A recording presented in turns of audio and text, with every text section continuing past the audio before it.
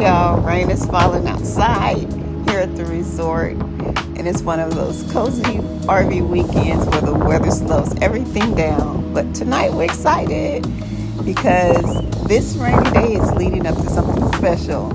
We're getting ready for date night and headed out to see the legendary Diana Ross in concert.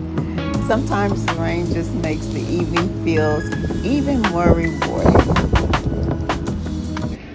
Date night, we're going to see the legend